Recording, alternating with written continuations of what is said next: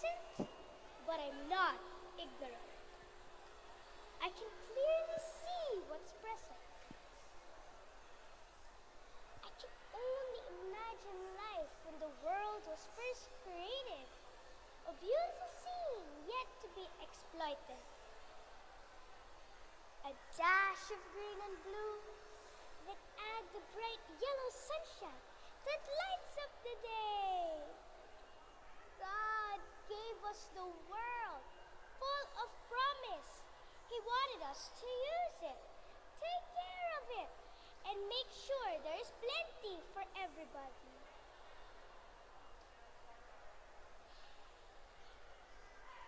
The water is not blue as it was. The air we breathe is not healthy anymore. The forest used to be rich and full is nowhere to be seen. Dead, denuded, destroyed! What happened to the promised land? How dare we ruin it? Look at it, people! Look at it! If the world could only speak, it could tell us how much it hurts. All of us can do something, but not everyone is willing to do it. Now, I can't imagine what the future holds. Living, hoping, praying.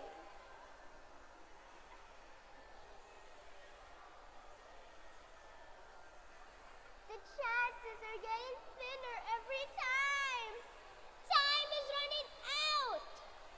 We better do it now or pay the price later. Let's rebuild this world and plant new life for a new day.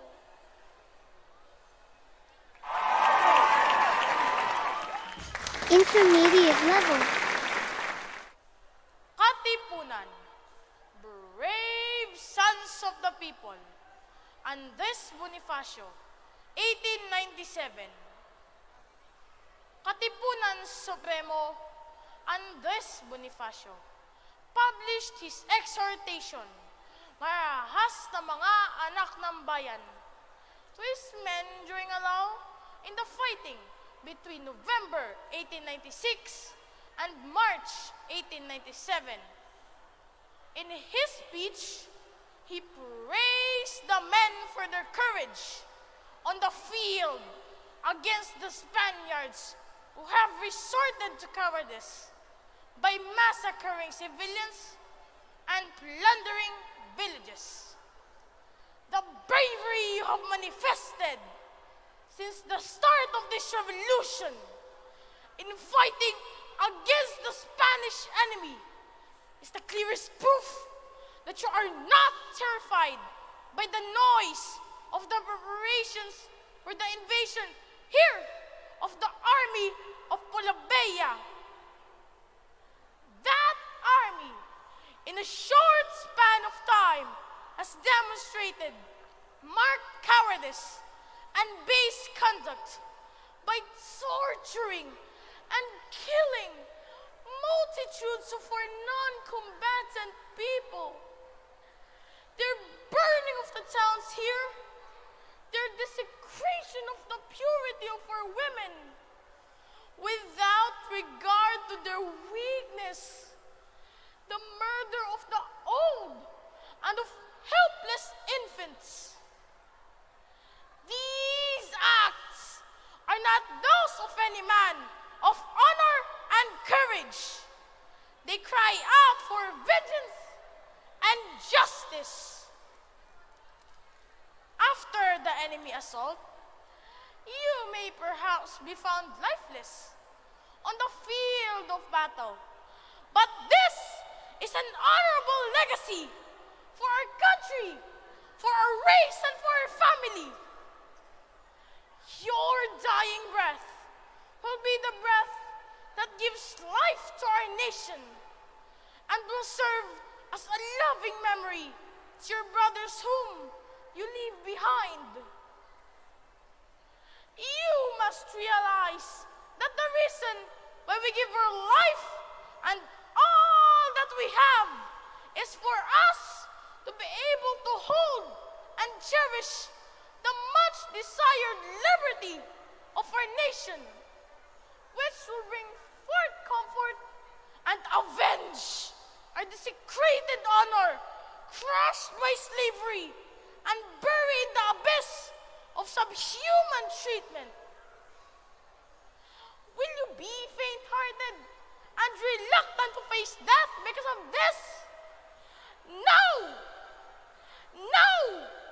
Because in your mind is indelibly stamped the memory of thousands of lives snuffed out by the ruthless hands of the Spaniards, the moaning and weeping of those orphaned by their cruelty, our brothers chained within dismal prison cells with merciless tortures for their daily bread, the seemingly endless stream of tears caused by bitter separation from children, husbands, parents, and the loved ones exiled to distant places, and the brutal murder of our beloved countryman, Don Jose Rizal.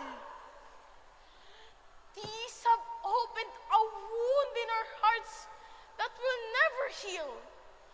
All this should set a flame to the coldest blood and should impel us to fight against the ignoble Spaniards who have given us misery and death. Therefore, my brothers, guard yourselves to fight and be assured of victory. Our sight is on the right. Ours are noble deeds. The Spaniards, that contemptible race that found its way here, are fighting for the wrong. They are here usurping and oppressing a nation that is not theirs. To preserve the sanctity and glory of our race so that the world may recognize our nobility, let us not imitate our Spanish enemies in debasing the conduct of war. Let us not fight and kill merely for the sheer desire of killing. Rather, let us do so in defense of the liberty of our nation.